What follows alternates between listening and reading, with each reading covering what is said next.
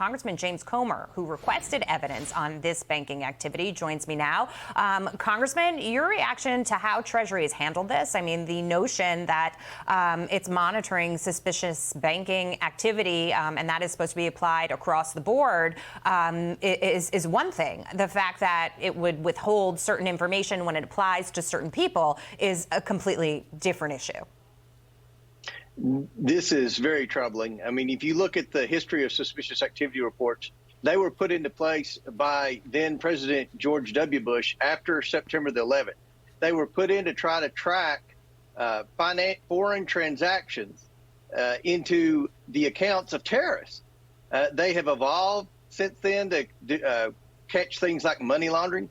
But in every instance, anytime a bank, which banks seldom do this, but anytime a bank files a suspicious activity report, that is the bank telling the Treasury Department that we're pretty confident our client is committing a criminal activity. Now, Hunter Biden had 150 of those from 5 different banks. Prior to Joe Biden becoming president, any member of Congress, not just the head of the Oversight Committee, but any member of Congress could go to Treasury and request suspicious activity reports. These were created to be transparent, to be able to help Congress and local law enforcement catch any type of foreign transactions that involved potential terrorist funding or potential criminal activity like money laundering. Yeah. And this is the Treasury Department is one piece of this issue. The American public also losing some confidence in our justice system, the Department of Justice and the FBI sitting on the Hunter Biden laptop story, essentially asking why it's gone nowhere after such a long period of time. This is a problem for the FBI, and it only gets worse every day. We learned last week that Timothy Thibault, who resigned, was essentially the person in charge of the Hunter Biden investigation, who pretty much told all of his subordinates to forget about it. It was Russian disinformation. That computer wasn't legitimate.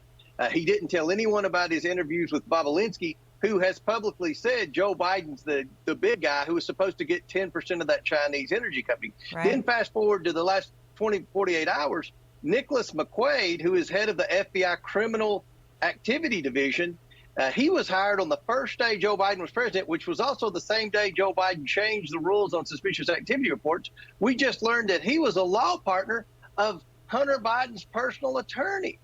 So there are a lot of problems here with the FBI with how they tried to hide the criminal activity of Hunter Biden, how they've tried to block congressional oversight, congressional investigations. And this is another reason the American people are so down on the FBI and have lost confidence in our FBI. Right. And of course, we can't forget that this is all happening at the same time, that the FBI ramped up, the raid or the investigation to raid President Trump's personal home. And everybody is saying, well, you're not moving fast on the Hunter Biden stuff, but you certainly put the pedal to the metal when it came to President Trump and got the warrant to go into his home.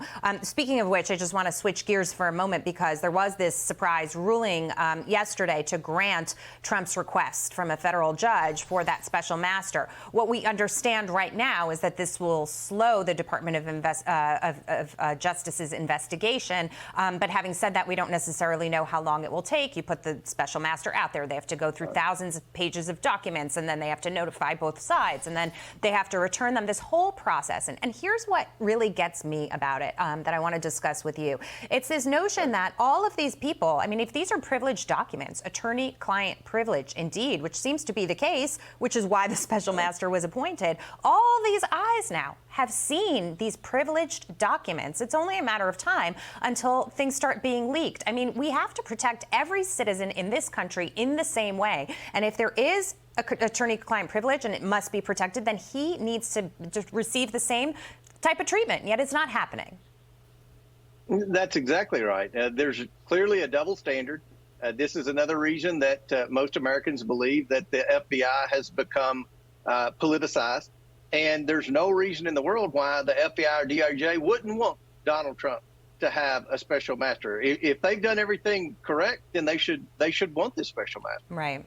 And that, of course, is the question. Are they going to move forward and try to appeal this and say, we don't want a special master? How does this impact the investigation? I think this is one of those situations where, there's potentially a lot more to come here. And Congressman, we will make sure to talk to you again about it. Thank you so much for joining us.